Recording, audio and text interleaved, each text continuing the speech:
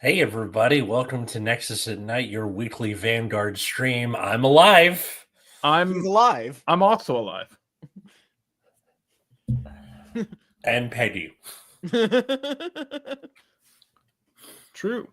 I missed you guys. How have you been? I've been all right. How are you? We exist. It's a very strange feeling when you're having a shit time and everyone else is also having a shit time. But when people ask you how you're doing and you go, meh, or whatever, and they go, I know it's crazy, right? And you're like, yeah, but not about that. It's something else. Yes, 2025. It's a banner year for Atlas, but it's okay. This too shall pass. Yeah.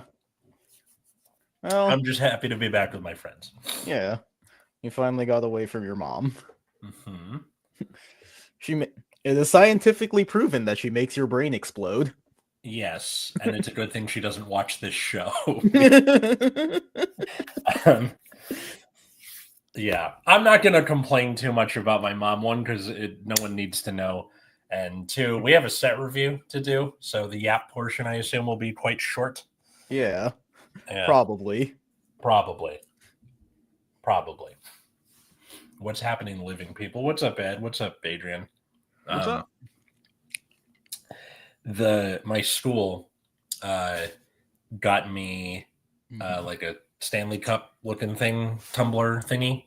Yeah. And it says my name in like big block letters. And I don't know who they asked, but they got Sage Saint Professor Big Belly printed on the thing. So it was very touching. That's nice. Yeah. But also very strange because it's like, wow, you guys did some digging.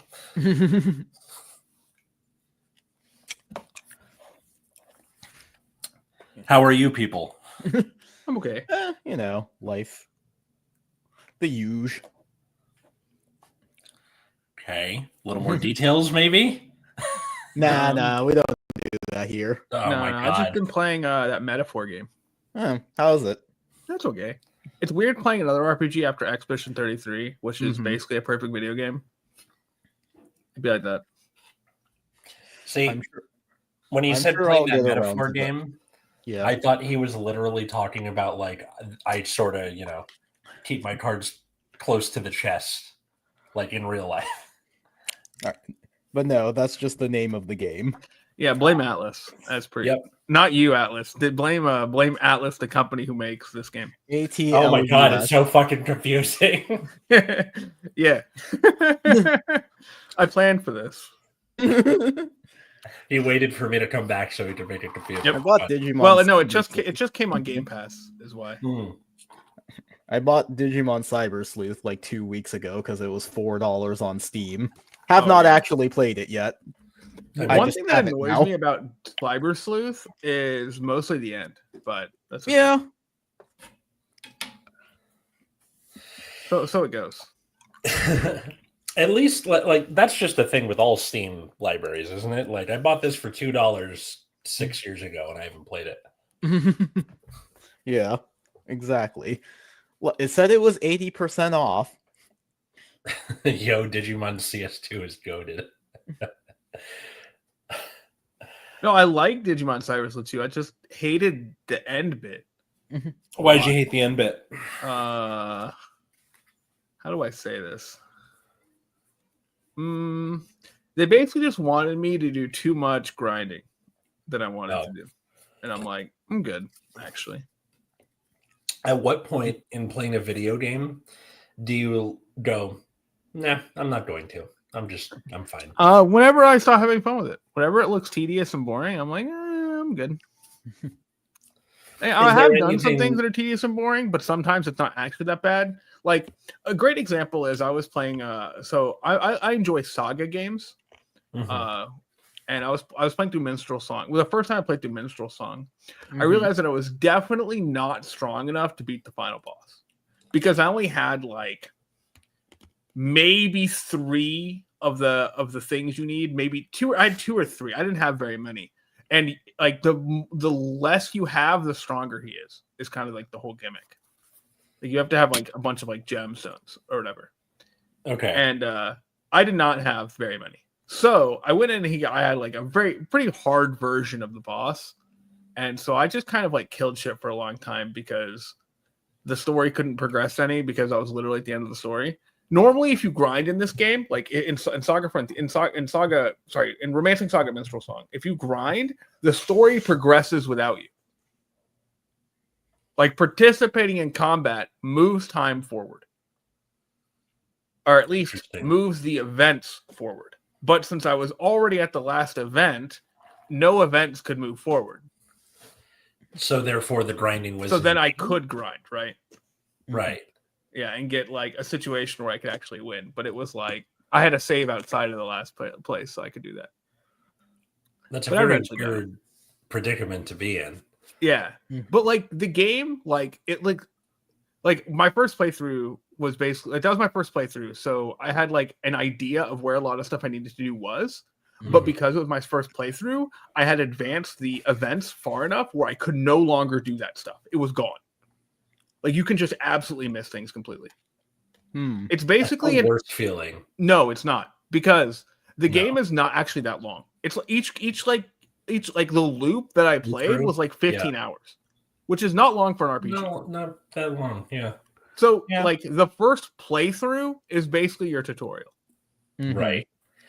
I do hate when I'm playing a game though, and they're like, "Oh, you didn't do this around the like this part of the game. You it sucks now. You have." If it were like a 100-hour game, that'd be lame for sure. Yeah, but it's not. And like it's constructed to be like and there are also several main characters. Like you get to pick your start. You get to pick a character to start the game with. So you're intended to like play through on each character. Okay, if that makes sense. So that means like your first character you play, you're gonna miss some shit, right?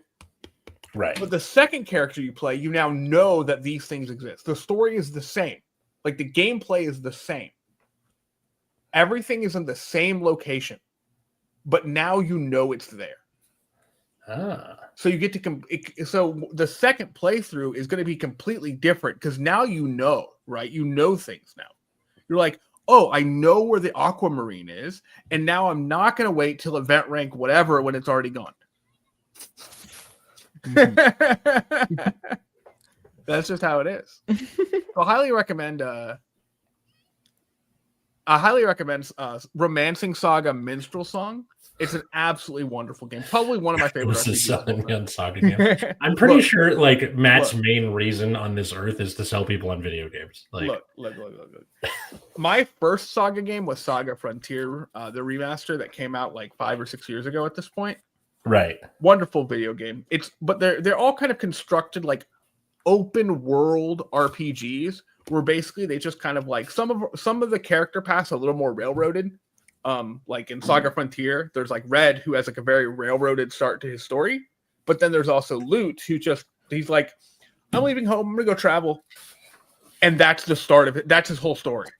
Okay. So you just are out into complete open, not knowing shit. That's fun. Now, when you say railroaded, do you mean like things like you're are following done for you, like you're following this? Okay. Yeah, like you're following. Like for Red is following a specific storyline. Gotcha. Because when I hear the phrase or the word railroaded, I imagine getting hit by a train. No. Like just like it's on rails. Following a set path. You're following the track until the game starts opening up more. And it does eventually open up. It's just like Red is like a much more standard story than say Lute. But yeah, I think I highly recommend Saga Frontier, Romancing Saga Minstrel Song. Both of those games are fantastic. The one they remade too, Romancing Saga 2, Revenge of the Seven, also wonderful game. And actually a brilliant remaster as well. Especially since the original version of Romancing Saga 2 is missing a lot of quality of life features that they added in the remaster. You know what I'm thinking? They should just have Matt's voice for like IGN or something. Nah. Like how Kyle Kinane's voice is used for Comedy Central, like just that. But look, all I'm saying put that is, evil on him. I do now. Saga games are some. If you like weird RPGs, Like, Yeah. Mhm. if you like RPGs that have unique mechanics, I think the Saga games are going to be very interesting. If you hate RPGs, just don't even bother. There are things I like about RPGs, but also this is like a thing from when I was a kid. Mhm. Where did you guys have parents that were like, quit staring at the TV all day and go outside after like X amount of time playing No. video games? They bought me Final Fantasy VII, so Mhm. it's all their You had fault. you had cool parents, man. But I guess. I had those kinds of parents, so I would get anxiety after a while of playing an RPG of like, wow, this is taking a long time. Why haven't I gone outside? Like, I'm a grown adult at this point Mm. because, you know, any RPG game that wasn't either like on a Game Boy that I could easily hide or like, you know, racing games or whatever that could be stopped in between sessions, I would have inevitably a mom or a dad being like, you've been at the, you know, playing the game for 5 hours, go outside. Right. And it's very hard for me to just like sit back and enjoy myself. Mhm. Yeah. But Maybe I should I, talk about that. I like these funny RPGs. Yeah. I've been meaning to revisit Final Fantasy II, which is the one people don't like, just as really like a case study Yeah. of what happened here. But also, I don't really like the old Saga games, so maybe I shouldn't. It's always hard with the sophomore slump. Like you had such a hit with the first Final Fantasy, and like how do you follow that up? Of course, it's going to be a little wonky, right? Well, I mean, part of the reason people don't like Final Fantasy 2 is the weird like leveling system. correct, and that's why I think the Saga games are kind of the end result of that direction, where you don't actually have levels in Saga games. Your characters, human characters gain stats by participating in combat. Okay. In some Saga games, you'll have like robots, which won't gain stats at all, whose stats are completely dependent upon the gear that they're attached with, which makes sense. Monster characters will only gain HP, but can absorb other monsters' attacks and like gain them as their own.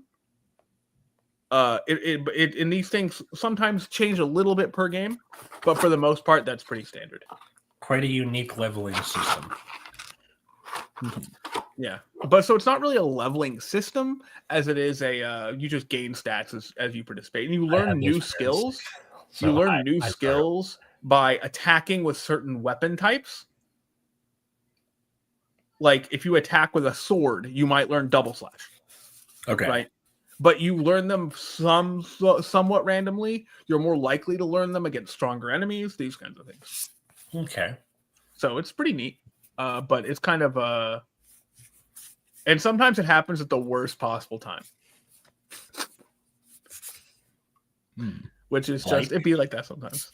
You'll be on a boss and you'll use an attack and your opponent's like, I learned a new ability just now, I'll use it. And you're like, I hate you. Yeah. Or this was the thing with like Pokemon specifically, where like in the Gen 4 games, they would sometimes like pair you up with someone for a time. And you're like, maybe it's a shiny or just a Pokemon you want to catch. And they're like, I helped you out by using this attack. No, fuck you. God damn it. I wanted to catch that. Smoked. Dick. All right. We should probably do set review because it's going to take us 5 years to finish it. Yeah. Yep. So I also thought Final Fantasy was going to be their final game before going bankrupt, so I understand not having the... Yeah, fair enough. Yeah. Okay. They were trying shit. I respect it. Mm-hmm. All right, go. All right. So, set review. Set 9 is finished. Super Brave Detonation. So, if this is the first time to your set review, we're going to go through all of the high rarities, the triple R's down to the double R's, and then, just bring up the important rares as they come up. Are we back on this model? I thought last time we did this, it was sort of like... I'm too fucking lazy, and it hurts my throat when I try to, do this intelligently. Okay. Oh, that's understandable. All right. Have at it, then. Yeah. Although, immediately, we introduce a new ride line, so I have to go find all the cars in the ride line. Here we go. Here. They gotta stop introducing ride lines, I think. There we go. All right. So the first one is Sybil. So if you watch the anime, Sybil was the main villain of season 2. They made it into a card because he was a card in the anime, but then he just used like evil Varga, which, God, the ending of season 2 was bad. So yeah, now we have the actual Sybil card. It's cool. So, Malworm Sybil, it is a grade 3. Act once per turn, you can Soul Blast 1. Choose up to the same number of your rear guards as your opponent's vanguard's grade. Until end of turn, they become the mental pollution state, and then they get red text. At the end of your turn, retire this unit and power plus 5,000. At the end of the battle, attacks a vanguard, you can Counter Blast 1. Choose a rear guard in the mental pollution state, or one of your vanguards. Stand it, and its drive becomes 0, and it gets power plus 10,000. If your opponent's grade 3 or greater, you can choose 2 instead of 1. Then, once per turn, when your rear guard in mental pollution is retired during your end phase, you draw a card. That's very effective and very boring. Okay, everybody here, everybody needs to go to therapy and hates themselves. These people that I choose. I'm going to stand 1 or 2 of them, depending, and that's it. Like, well, it also can restand itself. Yes, that is true. All right. Anyways, so because this is a archetype revolving around killing its own rear guards, we have an order that's designed to mitigate the fact that you are killing all of your own rear guards. So we have Sparrowed and Sybil, who we once were. So it's a grade 2 order. You can play it if you have a vanguard with either of their names. You put it into your soul, choose a vanguard, and it gets red text. When your unit without the Sentinel ability is retired from rear guard circle, other than during the main phase, return it to your hand. And then from drop zone, when your grade 3 or greater unit with Sybil is stood by a card's ability, bind this card, discard a card from your hand, and your vanguard's drive becomes 1. So because Sybil restands itself, this is just a way for you to get your drive checks back. Okay. And then the rest of the ride line is you have the little grade 0 Sybil. Look at him, he's so cute. Whoa. Oh yeah, I remember Cheers. seeing this, and I was talking to my friend about this, and he was like, "This looks like Great Nature, but red." And I was like, "I might end up playing if that's how it's going to be." Yeah. No. And then we have Boy aspiring to join the Protector Sparrow, the grade 1. So when you ride on top of Sybil, you revealed the grade 3 from your ride deck. Search your deck for the order.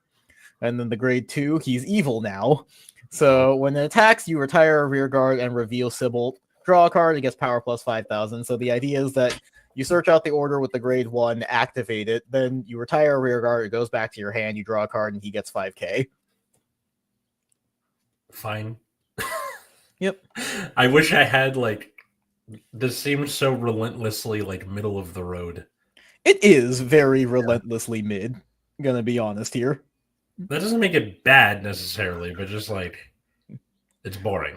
Like, again, thematically it's cool because Sybil in the anime could, like, mentally corrupt people. So the fact that they translated it to gameplay and that it has, like, parallels to Varga being able to, like, retire its own rear guards and restand itself is, like, kind of cool. But, like, all of the things that are cool about Sybil are all of the things around it instead of the way the deck actually plays. I mean, there's lots of decks like that where you're a rear guard centric deck and your main guy is like, he's okay. Well, that's the thing. He's not even rear guard centric because he restands himself. Right. Sorry, I need to word that better. I'll figure it out later. But yeah, I might end up giving this a try depending on how expensive it is. Mm-hmm. I can't imagine it's that expensive. If you already have like Latifah and Shenri, then like that you have the cards you need. That anyway, I do. Someone else read this so I don't destroy my throat. Sure. Wait, why don't we just take turns and let's go down the line. All right, Desolate Flare Dragon. So this is a grade 2. Yeah. And then if you have a Unison Dragon Vanguard, it gets all of the following, which is something that I'm not really a fan of Bushi doing, which is like, this is an effect that activates if you have a blank. Yeah.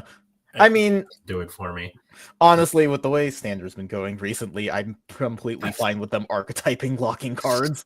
I guess. Okay, anyway, so I've like gone back around on it. Also, this randomly supports this motherfucker. That's really funny. He's a unison dragon. Anyone want to pronounce the last name?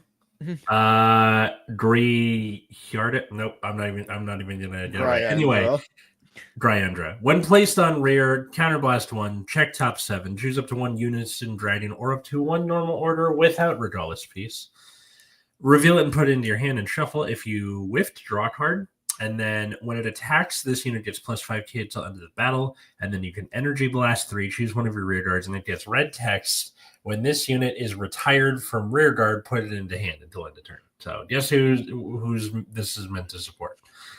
I like how this is kind of red text within red text. Yeah. Which makes me laugh. But yeah, seems fine. Seems like a good card. Yeah.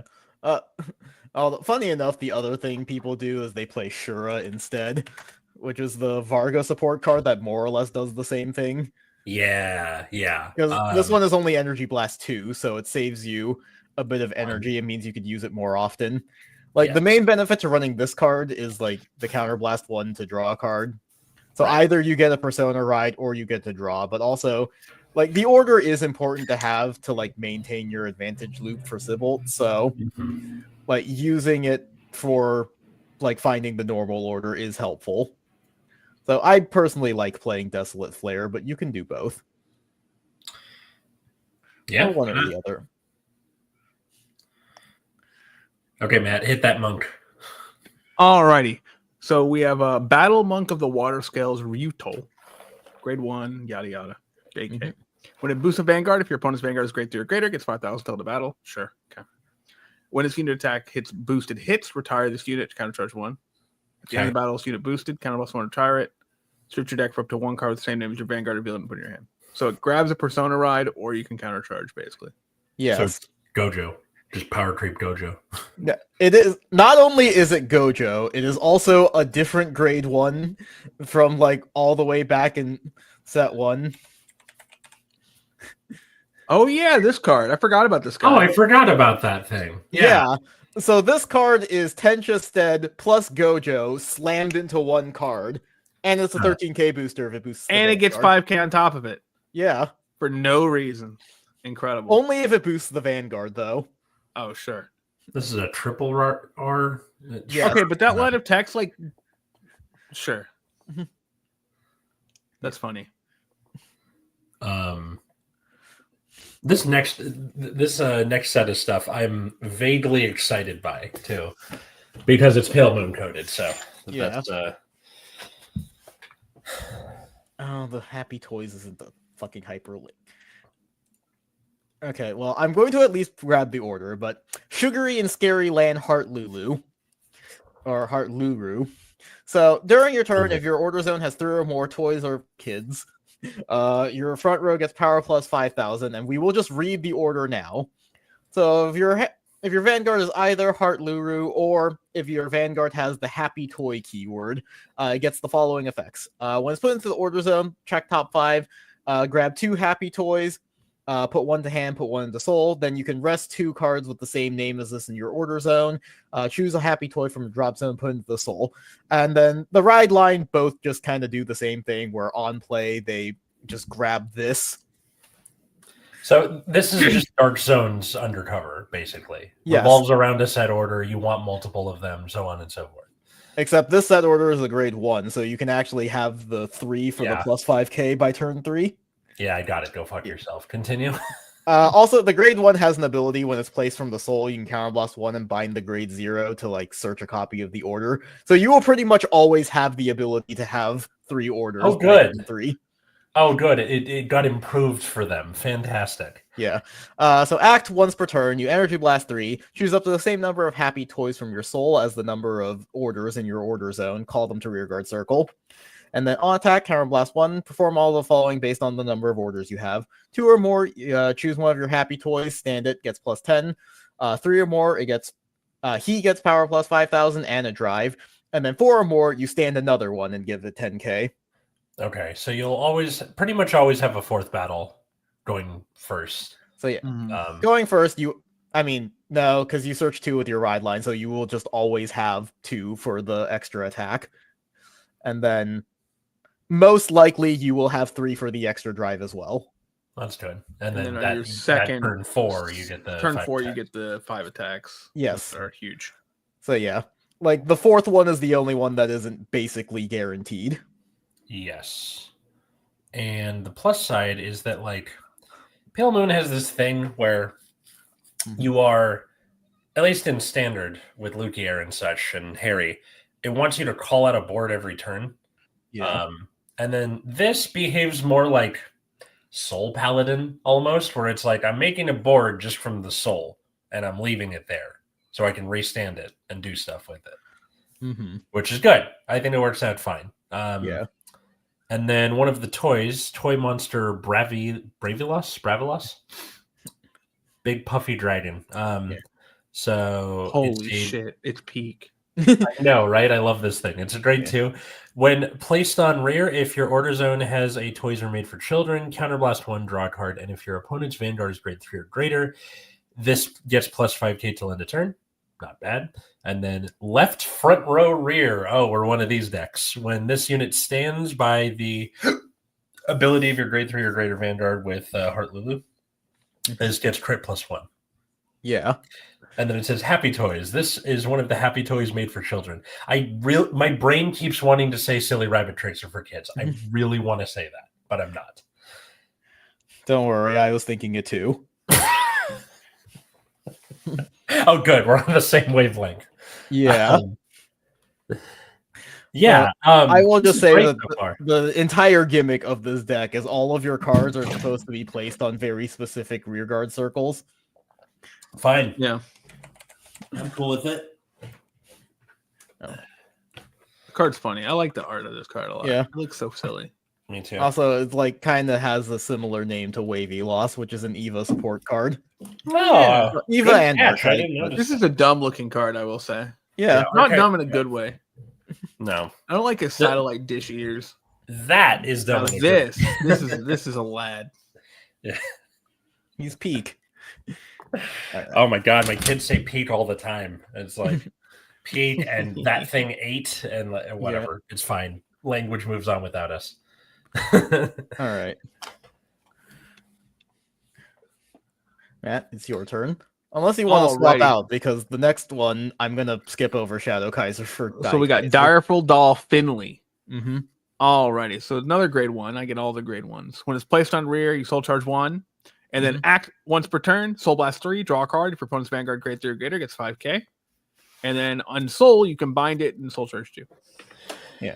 So this one is Gungarum crossed with the fucking pony. Mm-hmm.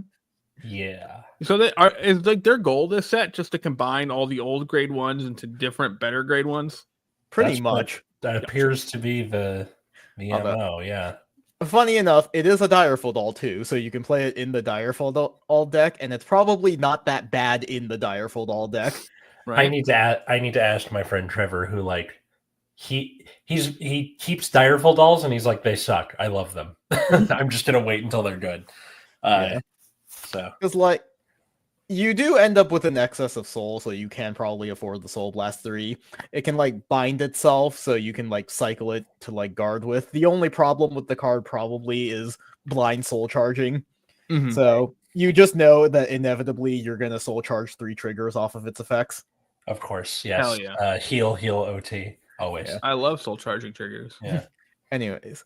I am going to switch the order for it because reading Shadow Kaiser by himself doesn't make any goddamn sense. Do you want this one, Matt? You guys Alrighty. brand game by yourselves. Super dimensional Robo Die Kaiser. Look at him go. Look at him. All right, so the boy is back, which is the D-Legion thing with Dayusha, yada yada yada. Yeah. So as an auto, when it attacks, if there's no boost, you can Energy Blast 3, and this gets the beginning of your drive step if your opponent Guardians other than over and retire it. So it can retire anything that's not the over trigger, basically. Yep. And if your Bind Zone does not have Dimensional Robo Core Kaiser, you can bind a Core Kaiser from your soul, and it gets, when its Guardian is retired by units using its ability, it negates the cannot be hit effect. So it only beats perfect guards the one time. Yes. But it can retire triggers retire cards otherwise. Yeah. but it only kills one guardian. It always kills exactly one, so your opponent knows that up front. Yep. And I think this card, I don't know, this card's kind of cool ass, right? Like, no power, no crits. Mm-hmm. I guess it's getting the power from the Dayusha, but like, yeah, you get the power from Dayusha, and then like the old dimensional Robo support for D, like gets you a crit because I think it was through effort. Battles. Well, they always have it. Ask me how I know. You know, fair enough. Fair enough. So there's always gonna have die battles to give the make crit 2. Yeah. Gotcha. And then my fault. Dayusha, I think you can still activate the like draw and 5k, so Dayusha would make the Legion 31. Mm-hmm. Yeah. Like the big thing about D Legion is that you lose Persona Ride for it, so like Dayusha's plus 5k helps to make up for that, but you are still at a big power loss not having the continuous 10k. Yeah, your front row is going to be pretty substandard. It's going to be like old D Robo. Your unit's going to be whatever, and then your Vanguard's going to be huge with a crit, I guess. I find it a little disconcerting that in regards to the like making the Legion happen, it's 2 trigger units, no heals, no OT. No OT, fine, understandable. Mm-hmm. Let them have the heals. Is that really that big of a deal? Yes. I think actually I do not want to see any Brantgate heal 5 times in a row. Yeah, maybe not. Good point. Like, okay, like Brantgate's entire thing is just deck thinning. Like, you understand that with the bases, they can just like rip like 3 cards out of their deck every turn. Yeah, that's true. I haven't played against enough D-Robo for it to really sink in yet. You know? I have played against Dayusha so many fucking times. Ah, okay. Is that what happened? Yeah. Yeah. Yep, like because they deck thin like crazy with the bases, so like they will always have the die battles. Die Mariner is surprisingly annoying because it stops you from intercepting. They have things like Die Dragon that can give you like extra power, and like they are completely able to just blind second because Die Battles also lets you ride up early into Dayusha. So if they're going second, they get the benefit of the extra energy and the extra draw, and then they just ride up to grade 3 anyways, and Dayusha can restand. Oh my god. I hate everything. Yeah. So they won't have the crit when they do the ride up, but like still that's just gonna make 4 attacks with Dayusha, and it's like pretty big, especially when you're still at grade 2. And they get like the extra benefits. Like honestly, Daikaiser might be worse simply because this deck doesn't do anything while your opponent's at grade 2. How ironic. Because like the grade 2 for Daikaiser also gives you an early ride up, but you can't Legion, so the card just doesn't do anything. Right. Whereas like with Dayusha, you get to still get the Counterblast 1 draw, and you get to make 4 attacks. So like I have seen like Daikaiser's place on like early set 9 tier lists all over the place. Like some people think it's like B tier, some people think it's like F tier, some people rate Dayusha above it, some people don't even bother putting Dayusha on the list. That's so funny to me that like no one can really get a solid handle of like, is this the next coming of Robo Jesus or not? Right. I'm going to say no. Like on paper, this feels like it is just worse than playing Dayusha.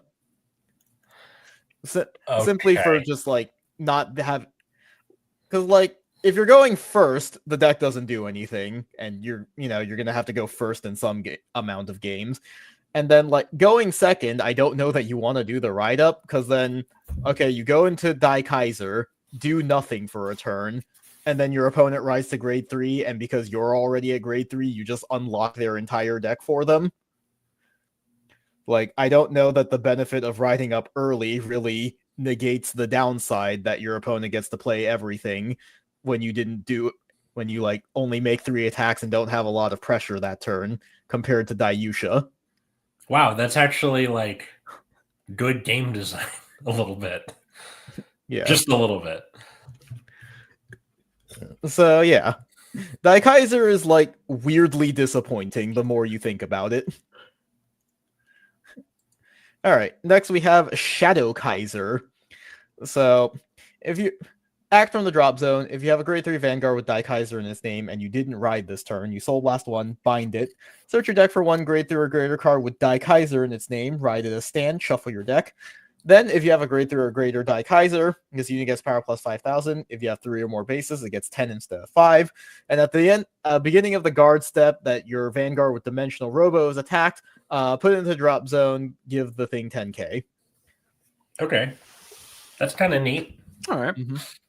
I like, what's the word I'm looking for here? A buddy?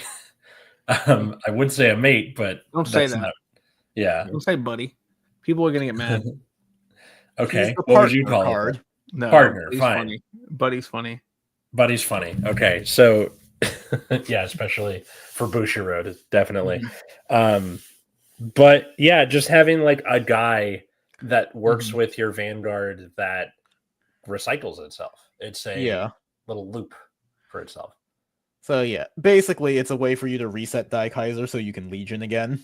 Yes. And then importantly, it's a 23k attacker, which becomes 28 with Dayusha's boost. Right. So numbers. Yay. Yeah. And then you can have the grade 1 Atlas. Sure. Spotless Cleaner Regalia.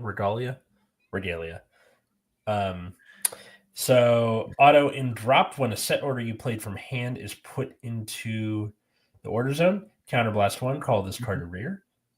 Interesting. And then if your order zone has a set order, this gets intercept and can intercept from the back row. And then when this boosts, if your Vanguard is grade 3 or greater and your order zone is 2 or more set orders, this gets plus 5k to end of battle. Very generic, very mindful. So unlike the previous ones, this is not a grade 2 double R from set 1 that they randomly turned, or that they like polymerization with another random common. This is Combine Rusher as a grade 1. Yeah, that's exactly what it is. Holy shit. Why didn't I make that connection? I forgot about Combine Rusher. Combine Rusher is one of those cards where like you find it not in someone's bulk, but just like just take it. I pulled it. I don't give a shit. And you're like, this could be useful someday. And then I've never used it once.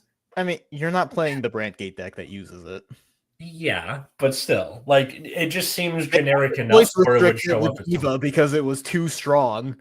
What? This is an old restriction. I don't know why it's still here. They undid it ages ago. But like back when Eva was first meta, they had to choice restrict this. That's right. Yeah. I think Eva still sometimes plays this card too. I need to ask Richard because he is for some reason a huge fan of Eva. Yeah. Not sure why, but I'll give him a shout. The buddy fight. Billy, why does Keter Sanctuary get 5 triple R's? You had just answered your own question.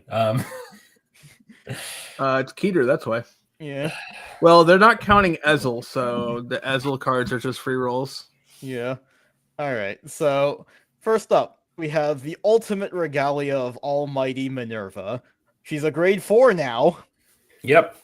So this card cannot be ridden than by its own ability, and if your opponent's Vanguard is grade 3 or greater, it gets all of the following. During your turn, all of your front row units get power plus 10,000. Act from the soul, you bind the original Minerva on your Vanguard and put a card from hand to the soul, ride it as stand. If a card with only Genesis for its clan was put into your soul for cost, and you did not ride during the ride phase of this turn, this unit gets all of your front row units get power plus 5,000, similar to the old Minerva. And at the end of the battle, retire this and ride the old Minerva at rest. And then on attack, counterblast 1, soul blast 3. At the end of the battle, stand it, gives drive -2. Okay, so like, do you guys remember what this was back in G?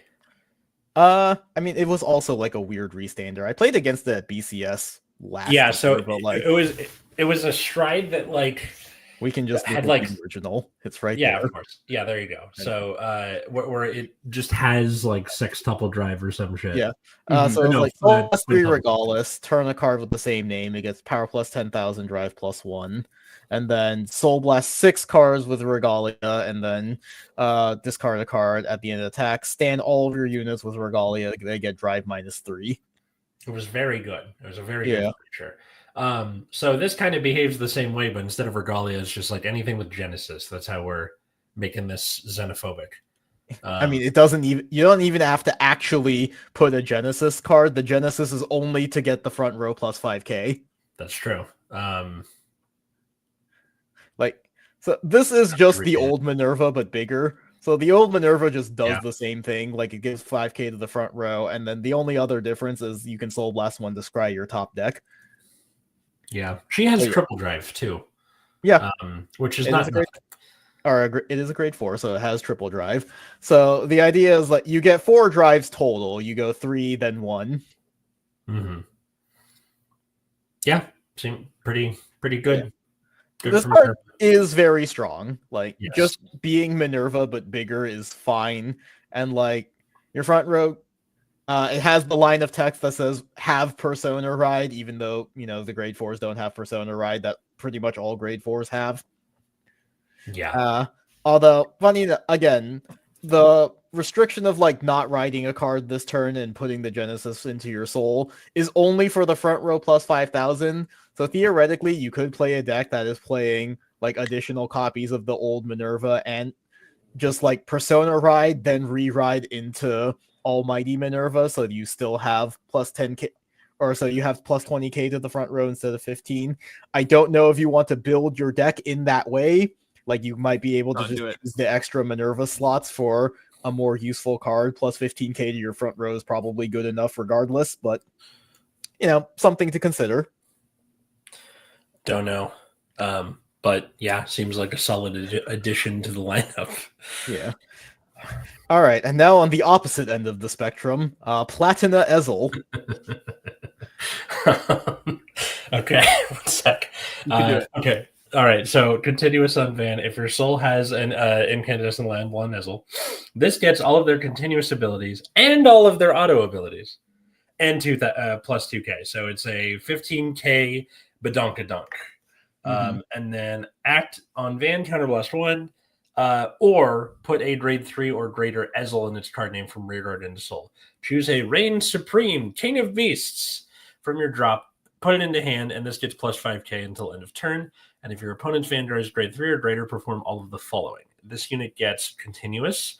All of your front row rear guards get plus 5k until end of turn. And if your damage zone is 4 or more cards, this gets a crit. I need to go back and look at the original Ezel, and I'm pretty sure I remember what King of Beasts is, but yeah, I mean, we can just pull that up too. Yeah, here's the original Ezel. So it has the ability that you can only ride Ezels. At the beginning of your ride phase, if you have 3 or less units, you Soul Blast 1, look at top 3, choose a grade 3 or less unit card, call it, and bottom deck the rest. And then on attack, if it attacks a grade 3 or greater, counterblast 1, look at the top 7 cards of your deck, choose up to 2 grade 3 or less, call them to open rears, power plus, and then he gets power plus 10,000. Okay, so just that plus Platina Ezel. It's more. I cheated with Ezel. That was crazy. Yeah. So the important thing to consider with this is the fucking bow mains, which, let's see if I can actually find this motherfucker. Yeah, I'll be right back, fellas. Okay. Take your time. I need to go find this guy, because I'm not going to be able to spell bow mains correctly. Oh, yeah. Yeah. It's not even how I would think it's spelled. That's the worst part. Yeah. Like, I would have thought it was more complicated, but no, it's like bow and then the word mains. I will wait for him to come back, though. So how is everyone this fine evening? Are you doing well? It's okay. Yeah. We are getting through this pretty quickly, which is nice. I don't want to be here until 9 p.m. again. Ignore the 20 double R's. Yeah. I mean, hopefully we don't have to spend super duper long on the double R's. Right. What's next? Yeah. Oh, are we waiting on Alice? Yeah, we're waiting on Atlas, but I have some things to say about Ezel and why this card is poo-poo garbage, but yeah, but the important thing is like bow mains can only ride Incandescent Lion Blonde Ezel, so right, like the entire thrust of the original Ezel deck was you were gonna ride up early into Blonde Ezel, especially because you can do this going first. So the idea is like going first, you just skip to grade 3 while your opponent's still at grade 1. And so they want you to do that and then ride Platinum Ezel, like drawing naturally, or what? Yep. Yes. Okay. And the thing is, this does not count as Incandescent Lion Ezel, which means you do not get Persona Ride for cross-riding into this. But you also can't be playing this in the ride line because bow mains can't ride into it. So and it requires Blonde Ezel anyway. Yeah. Like, obviously, like, you could just find another way to put Blonde Ezel into your soul. That's what Battle Sister Coco is for, but, like, sure. And that's what you do for, like, Maelstrom and Vermilion, is you just play the cross ride and then just put it into soul with something, but you can't really do that with this because of the way the deck is kind of constructed, so, the end result is like, okay, so you have to, like, the nice thing about Ezel is when you go first, you ride into Ezel early, and then you can Persona Ride early. You don't get to make the extra attacks because it doesn't work until your opponent is at grade 3 anyways. But, like, you still get just really big numbers and card advantage. But now, instead, the idea is you cross-ride into Platina Ezel, and then you sit there and do nothing for a turn. Perfect. Because, like, you can't use any of the old Ezel's ability because your opponent's not grade 3. You don't get the extra power because you didn't Persona Ride. And then, of course, sometimes you lose the die roll and have to go second. So, if you're going second, it's like, okay, you ride into Ezel. And similar problem to, like, Die Kaiser. Ezel does nothing, and then your opponent gets to play their grade 3 turn and do all of their grade 3 things. And then you have to spend another turn not Persona riding to get into Platina Ezel. So you're just like losing so much tempo compared to just playing regular Ezel with all of the new cards. That's sick. I'm glad. Yeah. So I think the conclusion that everyone else has come to is that like Platina Ezel is garbage because you just lose too much tempo if you go second, and even going first, it's not great. And Atlas is still not back, so... Nope. Oh, there he is. Right as we complained, he's back. I know, right? I heard everything, you idiots. I have the headphone in my ear. Yeah. Oh. Anything to add about Platina Ezel? It really... Okay, so Platina Ezel, way back in the day, was a, like, win more card for Ezel, where it was like, yay, a crit. Which I know this seems like not a lot because just we didn't have as much. No, Platina Ezel didn't even do that. It was Counterblast 3 to give 5 things power plus 5,000. Oh, that's right. Might have been later. Might have been V or something. But the point is, like, almost every time it's been out, it's been like, this is not worth the time. Platina Ezel for V was at least interesting, where it was like, check top 2, trigger check 1, call the other. Like, that's neat, at least. Yeah. But yeah, almost every time he's been a thing, he's never really broken through in usefulness. Yeah. And like in Ezel's case, I think it has something going for it with the write-up stuff. But because like you were saying, where like if you're going first and then you like skip ride to this and then ride the Platina on top, you still can't take full advantage of it. So you just have the same problem that you were always working with. Yeah. Because like you don't get the additional 5k until your opponent's at grade 3 also. So it's like, cool, this card does nothing. Like you have no Persona Ride, no nothing. You just lost tempo for a turn. And then, sometimes you lose the die roll and have to go second. Yeah, shit sucks. It's not really worth the heartache. And for the Gold Paladin fanboys out there, like even Richard doesn't really care about Ezel. And he's the Gold Paladin guy. The only thing that's going for it is a 15k body. Which is nice, definitely. Especially in a world where like your cards don't go as far with the 5k shield and everything. Yeah. All right. Here. I should at least pull my weight here. What was the next card's name? Glistening Sirius. Nebula Sirius. Mm-hmm.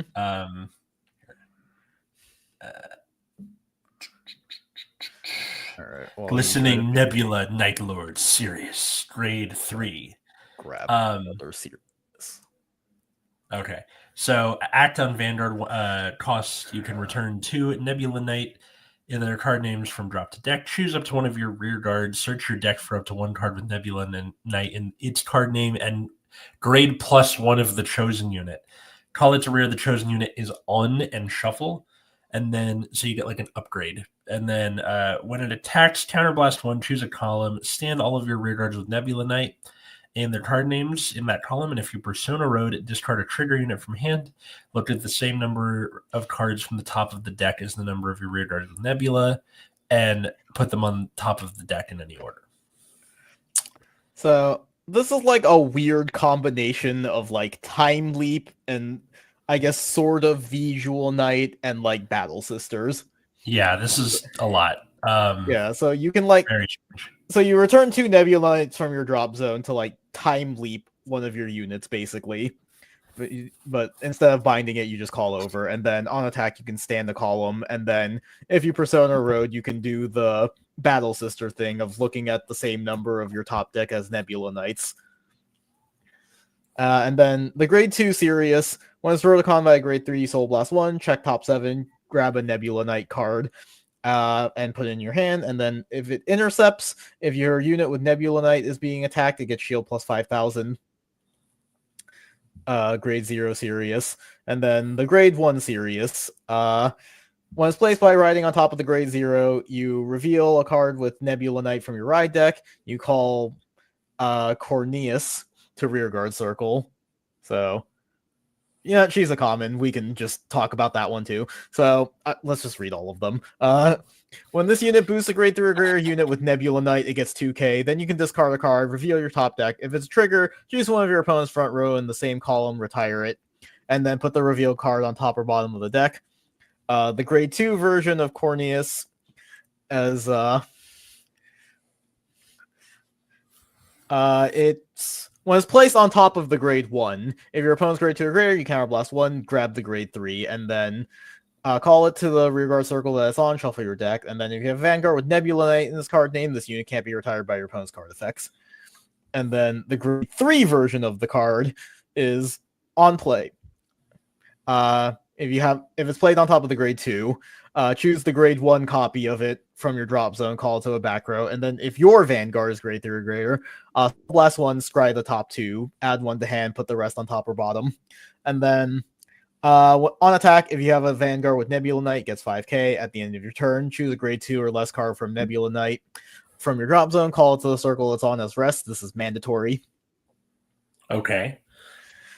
So, yeah. What's worse, Nebula Knights or Ezel?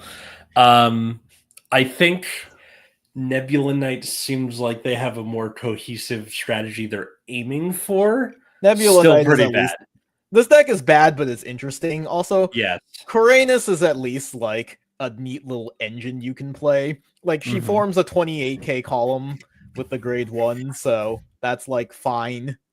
You know, it can scry your deck. I think you just never want to actually resolve the discard a trigger to stack your deck unless you're just that desperate for triggers. Probably. Yeah, like Nebula Knight is at least a neat concept. It's just weird that they decided the entire gimmick was going to be discarding cards from your hand. That's like the only complaint I had about it. If it didn't discard for like all of your effects, I feel like this deck would actually be really cool. It always kind of bothers me when there's like, this is clearly a deck that's going to get a wave 2 eventually. Too late. Like, because it'll be like, here's the wave 2, and you're like, this is nice 6 months ago, but you know, thanks, I guess. That's the Bushiroad special. What do you mean? Yeah. All right. Who wants to read the definitely not a Genesis card? The definitely not a Genesis card. Clear Magic Vivani.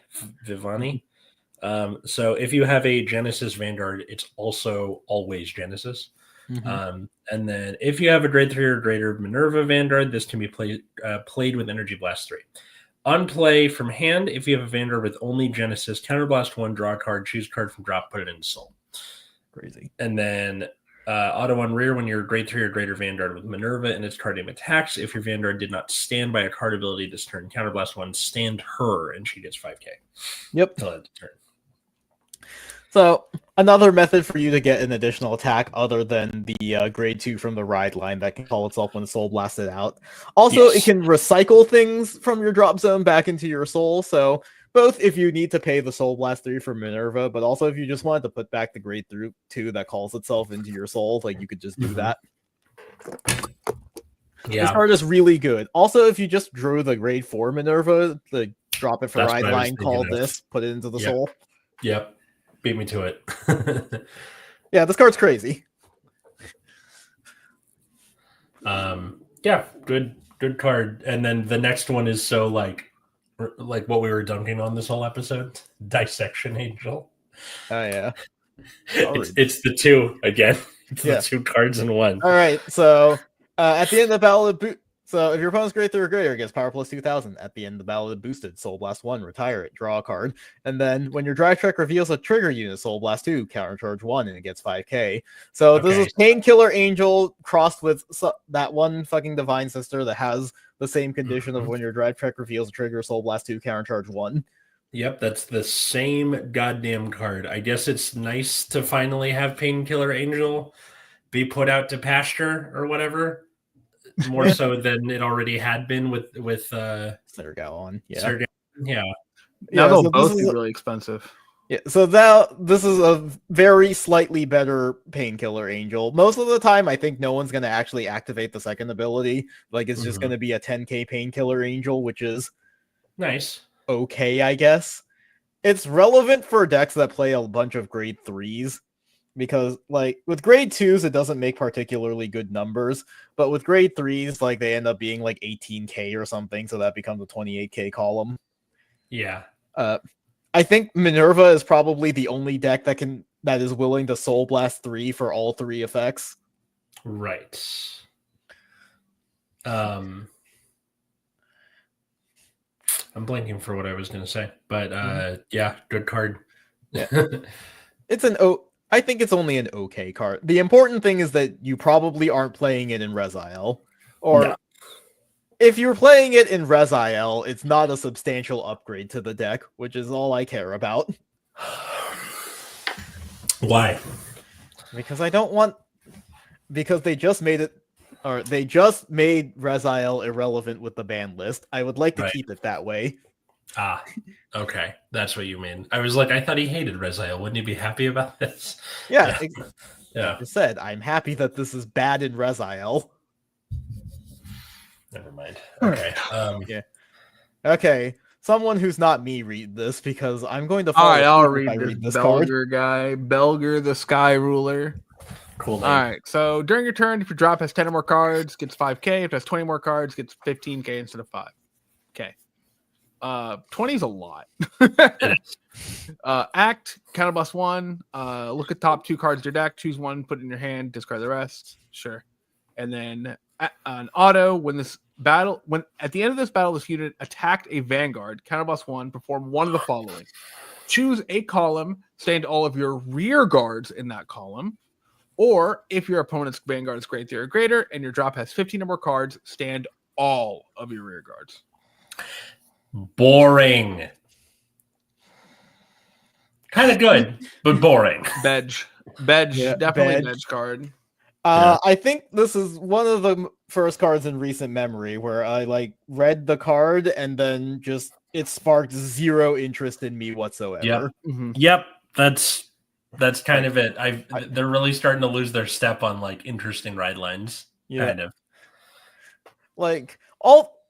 Stuff like Heart Lulu and Sybil are fairly similar in that they're very straightforward decks, but they have some interesting themes to it. Like Heart Lulu being a children themed deck where the cards literally tell you how to play them is kind of funny, and Sybil has the cool lore stuff going on. This card is just really goddamn boring. They're just what if Grand Blue but not zombies, which is less fun. Like, what if Grand Blue, but you don't actually have a way of bringing the cards back from the drop zone?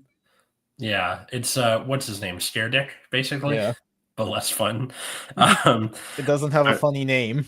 Speaking of funny names, Thruster Vixen. I was waiting for that. This grade 2 with a also mildly sexy name. When placed on rear, other than by a card's ability, retire a rear guard with a different name. Search your deck or drop for up to one card with the same name as this unit. Call it to rear and shuffle, and then auto on rear at the beginning of your battle phase. If you have a grade 3 or greater Vanguard with Sky Roller, discard the top card of the deck.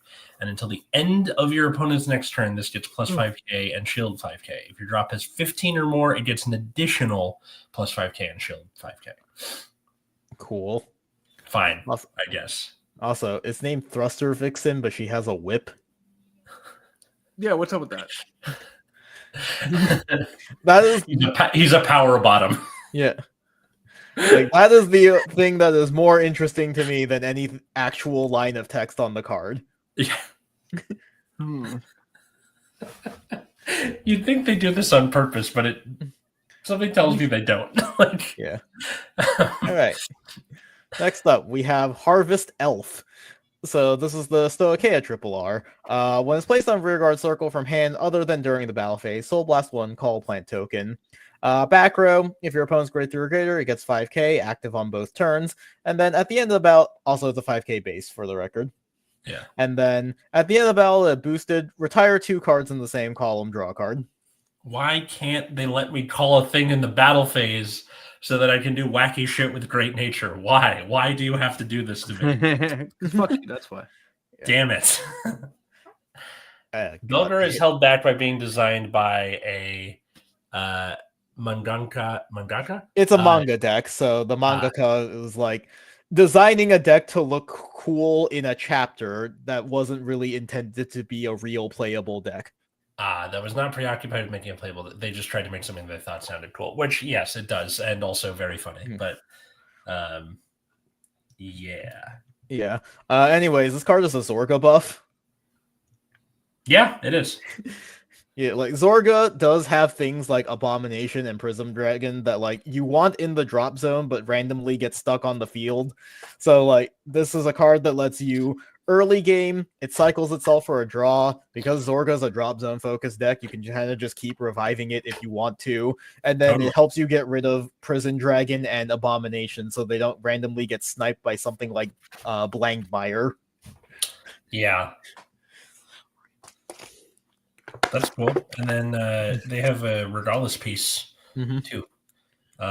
Primordial Heartblaze. So this can be, grade 3 can be played from drop, which already, like, no matter what the effect is, interesting for a Regalis piece. It's like Fire Regalis. And play this if your Vanguard has a clan icon. Okay, you lost me. If you do not have a Vanguard with Persona Ride and you did not ride this turn, remove this card. If you have one with Persona Ride. If you have a Vanguard with Persona Ride and you did not ride this turn. There we go. Remove this card, activate Persona Ride. Until the end of the turn, you cannot ride and you cannot activate Persona Ride. And then also, from hand or drop, when you would pay the cost for Stride, if the card's being discarded for that cost, do not specify a card name and your Vanguard has a clan icon, it can be played with. Remove a Primordial Heartblaze from your hand or drop. Turn 1 card in the damage zone face up. Up to 1 card in the damage zone. Okay, so this card is like unplayable. Okay, so a couple things. One, very funny ruling about this.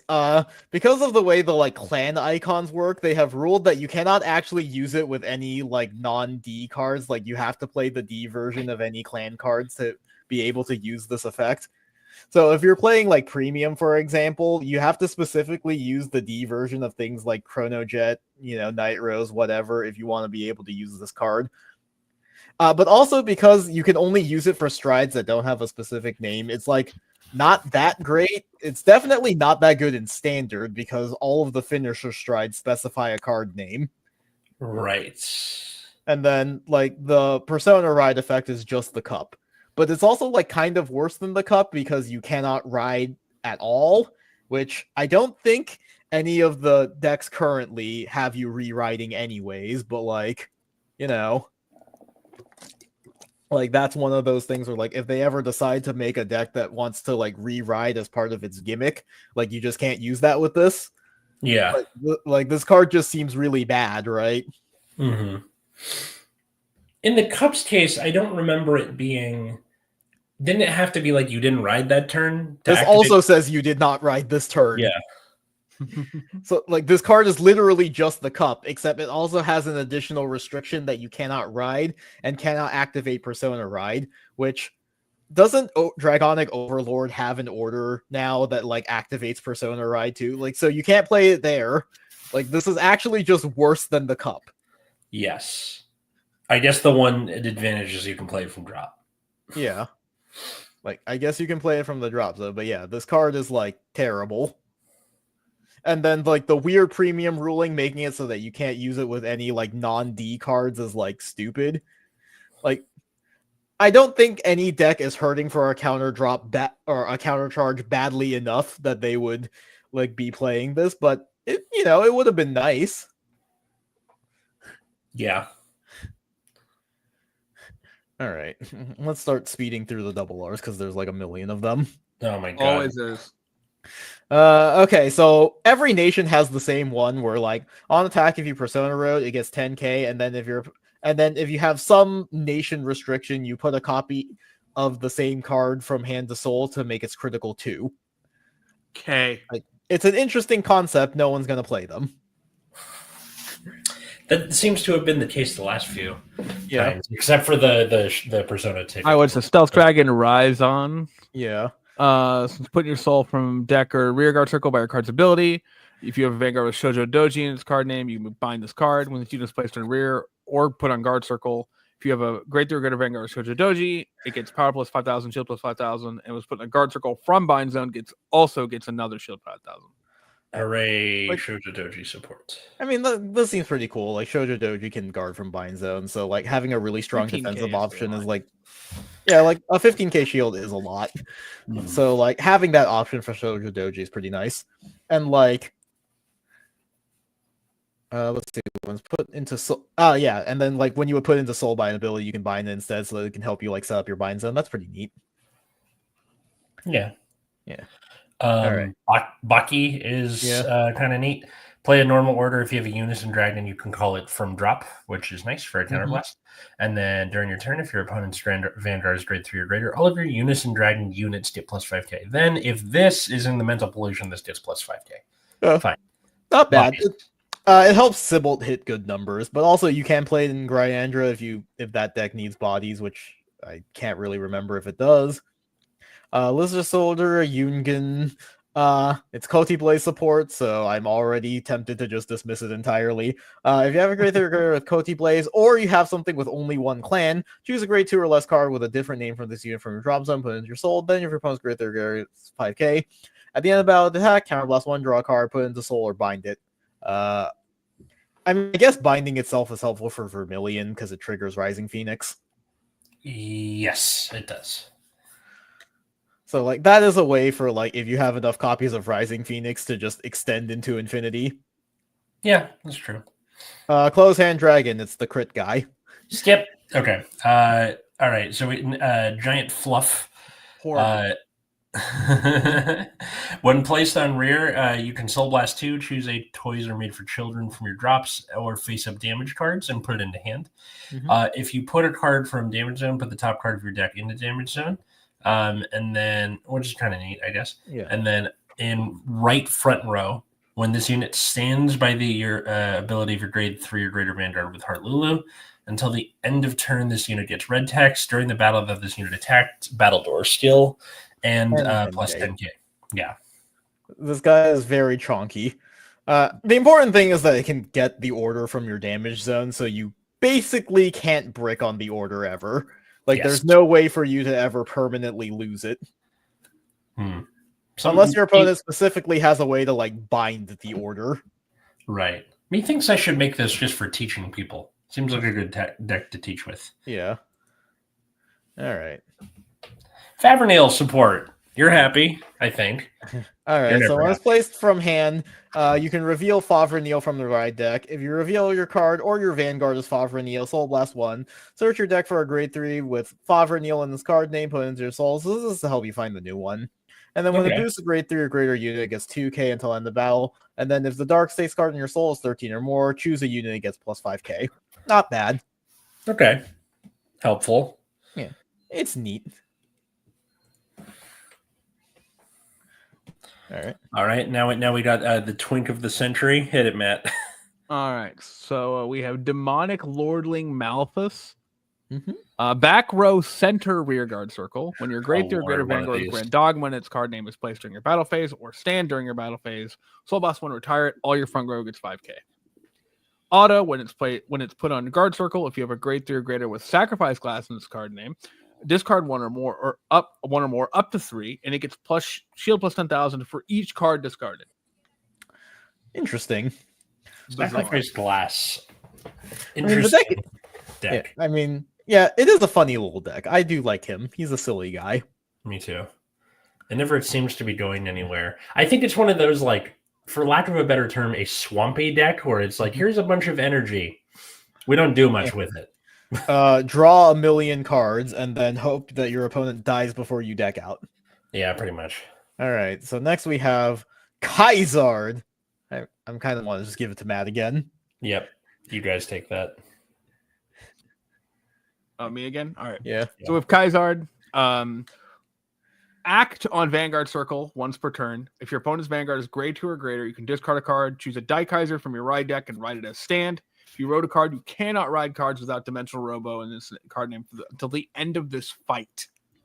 Auto, when it's rode upon by a grade 3 with Daikaiser in its card name, call this card to Rearguard Circle. So, whatever.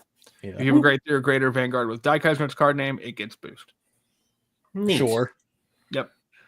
This card seems fine. Again, I don't know how worthwhile it is to actually ride up into Daikaiser, considering you do nothing. And then we have Dimensional Robo Die Wrecking. So when it's placed on Rearguard Circle, if you have a Dimensional Robo Vanguard, check top 5, choose a grade 3 or greater card with D Robo, or a set order from among them, reveal it, put it into your hand, shuffle your deck. If you reveal a card, choose a card from your hand, put it into soul, or discard it. And then if you have a grade 3 or greater D Robo, and your order zone has a base, power and shield plus 5, this card's okay. There are too many encounter decks that want to play their own orders instead. Yeah, that makes sense.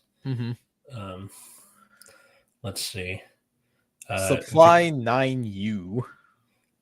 Supply 9U sounds like a fraternity. Auto on rear, when your other unit in the same column as this unit attacks, if your Vanguard was attached. Oh shit. Silhouette Man support. Okay.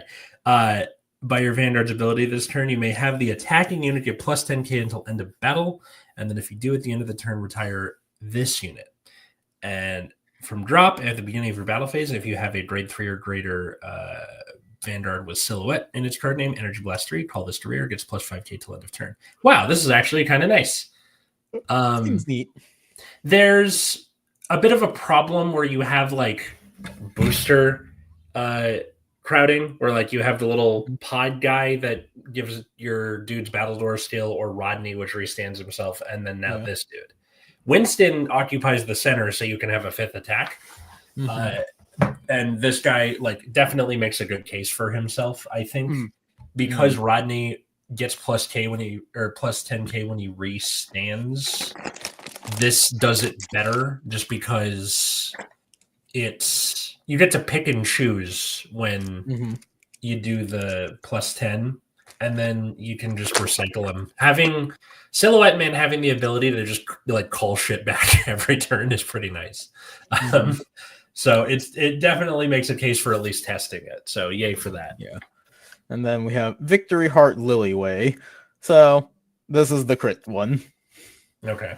Skip. Moving on. We already read the grade 3 Coranus. So the other Nebula Knight. The grade 2. During your turn, if your rearguard was retired or put into soul during this turn's main phase, it gets power plus 5,000. If your opponent's grade 3, it gets 10 instead. And then when attacks while boosted by a Nebula Knight, Soul Blast 1, discard a card. Reveal the top card of your deck if it's a trigger. Choose one of your opponent's front row, bind it. If it isn't, choose one of the back row and bind it, and then put the reveal card back on top or bottom. Once again, like this card would be fine if not for the fact that it randomly discards the card. Yeah. Guys, you got to make this worth our while. It's a shame. Yeah, and then we already read the grade 2 Cornelius. I'm pretty sure Slash Feather is just... Oh, no, this is Ezel support. Oh, what a nice change of pace. All right. Who wants this one? I'm just holding out for the undercover guy, but here, give me a sec. I mean, I can read it. So, if you have a grade 3 or greater Vanguard with Ezel, it gets the following abilities. When it's placed on rearguard circle, counterblast 1, either draw a card or choose Incandescent Ezel, and its drive becomes 2. When it attacks a grade 3 or greater unit, you can have it get plus 5k. If you do, bottom deck it, and then you can energy blast 3 to draw a card. This card is insane. So, the big thing about riding up into Blonde Ezel early is you only get 1 drive. So, the fact that you can counterblast to get your drive back is really good. And then it's a card that like gets itself off of the field, so you open up your circles for Ezel's ability. Right. That is nice. Mm-hmm. The next one, Spinavi, is the crit 2 person. So okay. Skip and go to Fast Lightning in the Dark Knight Undercover Viola. Oh my god, fucking finally there's another name. So auto when placed on rear, if you have a Vanguard with Undercover and its card name, perform one of the following. Energy Blast 2, search your deck for up to 1 monitored Trist, discard it, and shuffle your deck. Fucking finally. Or counterblast 1, choose a card from your undercover gauge, turn it face up, put it into the hand if it has undercover, and turn it back face down if it does not. Okay, it's nice to just have something besides your ride line as a grade 1. But this is also nice in that you discard the monitored Trist, meaning that you can search it faster and more consistently. The deck is now really kind of starving for energy. You kind of only have to do that first effect once, because your ride line searches for the other 2. But it's this and the grade 2. I keep wanting to say Halifax. It's a different name, but it's got an X in it. And the Tiger all use energy. And it's like, you got to give us something at some point, because we're going to run out real fast if we don't fix it. As for the like adding undercover gauge to hand, why not? Seems nice. Okay. Is this the crit guy? Yep. So that's the crit guy for Stoicheia. No one cares. Rapturous Ladybug. Yep. So when you play a Codex order, you can Energy Blast 2 till end of your opponent's next turn. This unit cannot be chosen by your opponent's card effects, gets Power Shield plus 5,000. At the end of your turn, if you have a grade 3 or greater Vanguard with Storhaya in its card name, you can retire another rear guard, choose a Codex card from your drop, and put it in your hand. This card is really good. Okay. Thank you for answering my question. Yeah. You're always looking for ways to return Codex cards. But the problem is, like, before you were doing things like the Cycler or what's it called? The Dual Nation card, Asperonia. And both of those like cost things, like you can kind of afford the Energy Blast for the Cycler, but Asperonia you need to counterblast if you want to like bring a Codex card back from the drop zone. So the fact that this gets to just do it for free, and you're fine with retiring a different rear guard because you're just gonna bring it back with a Codex anyways. Yes. And then being a big old booty that you can't choose with card effects means it's pretty hard to get rid of. Also good. Also good is that this is not generic, so it's probably not going to be super expensive if you play Codex. Yeah. So Staharaj is a fun deck. Yeah. The Mythiarch. Okay, so fun little story about Mythiarch. After the nuclear ban list and the grade 2 went super far down the restander one for Mythiarch, I was like, I wonder if I can make Mythiarch work with Great Nature. Because you can search your grade 3, meaning that you can set up Zoa really easily, and then you have a restanding Quintet 9 grade 2.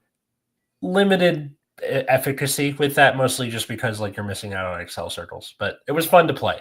Anywho, side quests that's kind of like stuff that I was trying while I was gone. And this guy, Mythiarch Mayachi, is a grade 1 in the back row rare. So you put this in the corner because you have the little cute guy in the center that gives your front row 5k. If you have 3 or more rear guards with Mythiarch in their card names, this cannot be chosen. Also good.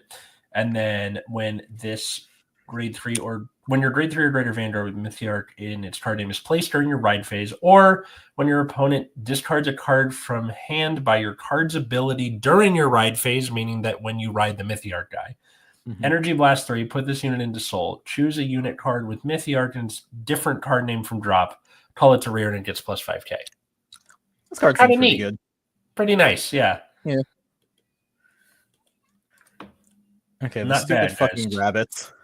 The stupid fucking rabbits. This is basically the only reason why you would play the fucking Sky Ruler guy. During your turn, it gets 1,000 for each of your rear guards with the same name as this unit, including itself. And then you can play it by Counterblast 1, discard a card. If you do, search your deck for up a total of 3 follower rabbits instead of 1. On play, discard up to 1 card from the top of your deck. Choose a grade 3 card with Sky Ruler from your ride deck, or if you have it, then you can discard a card from your hand, search your deck, or drop for 1 copy of itself. And if you search the deck, shuffle. So this you can just call like a full board. It's all like, and because they get 1k for each, if you have all 4, they become 9k, which makes an 18k column, which is pretty good if your opponent is at grade 1. And I believe the Sky Ruler ride line can search it out. I'm not 100% sure because honestly, I fell asleep reading this card. Let's see. Yeah, search your deck for 6,000 or less grade 1 without Sentinel. So the idea is you just find the rabbit, and then you counterblast 1, call all the rabbits to the board. They're 18k columns, so you can just rush the crap out of your opponent. And if you have that one order that buffs up the 10k or 5k units, then you can get them to like 38, which is crazy. But like Claudine already does that, and the deck isn't great, so you know. At least it's some kind of niche for them. I don't know. Yeah. Yeah, and that was all of the double R's. All right. Well, winners, losers. I mean, the easy one is like Heart Lulu, right? That card is just like straightforwardly really strong. Very solidly well designed deck. I think. And I do think like of the generics, Finley is a pretty strong one. Like, I'm not going to complain about having access to a better version of Goongrum. Like, actually, a 13k Goongrum is something I would really like for a deck. Not going to lie. Like, the other one that I would seriously consider out of the set is, like, Minerva. Like, the grade 4 Minerva is just a really strong addition, and, like, the new grade 2 is also really, really good. And, and then Keter also has Ezel as part of that lineup, so it's a bit of a wash. Yeah. But like those are the 2 obvious winners, is like Heart Lulu and Minerva. But like overall, I think Dark States came out of this ahead. Like I think all of the support cards for like the double R stuff are also like really good cards. I think a lot of decks got like it's not like this is sweeping. It's like okay, Stoichea got like the plant token guy that's pretty solid. Yeah, and your Favernails support guy, and like I don't know, the Malworm stuff looks interesting. Just Dark States winner, everyone else okay. Like Dark States winner, like Keter is fine if you're playing Minerva exactly. Sibolt is like a cool deck. I don't think it's going to be like meta or anything, but it's a competent enough deck that should be just like a fun thing to play at locals. Put it together for cheap. I think Die Kaiser seems really bad. I am not going to go back and read all the fucking Bravern cards again because I don't know how to parse that fucking deck. And I don't even know if we're going to get that stupid collab in English. But Bravern is hot. Yeah. No, honestly, like the Bravern stuff is really cool. I just don't want to read all of this shit because look at how many of them there are. Nope. We've been at this for an hour and a half. I think we're good. But he is a Legion, which is kind of cool. That's the only thing. we can talk about Legion on another day, just because like I have very mixed feelings about this all, about like Legion coming back and Legion as a concept. Let's do that later. But yeah, thanks everybody for watching. Leave a like, leave a comment. Patreon.com/Nexus at Night helps us live and like do stuff. At Nexus at Night on all the social medias. And yeah, how about the rest of us? At Wiggums, 2Gs, 2Zs on various websites. You can find me at Plasma Eclipse on Twitter or at Beerus Rudicus on Blue Sky. I'm uploading shit again. Yay. You can find me at Atlas Novak pretty much wherever social medias are found. On TikTok, I do sketches about being a teacher, which I'm coming up on my I have 2 days left at this particular school. So trying to figure out what to do for those last 2 days. But during the summer, I do other stuff like they just opened the K-Line stop at the airport. So you can take the train to LAX now, and I'm going to do a little trip from my neighborhood to LAX and back. That's keep cool. an eye out for that. Yeah. You can also follow my other podcast, my other show, Generation Dan. Streams every Sunday, new episodes every Friday. Our streaming schedule has been very erratic thanks to my personal problems and my co-host personal problems, but we'll see how that goes. Just keep an eye on it. And if you are watching this live, June 8th, if you're in the Los Angeles area, I am on the Laugh Riot Girl Comedy Festival on Sunday at 8:30 p.m. You can follow my Instagram at Atlas Novak for the ticket link for that. So, yeah, thanks everybody for watching. And until next time, I was Atlas. I'm still Matt. I'm Root Beer. And have a good night, everybody.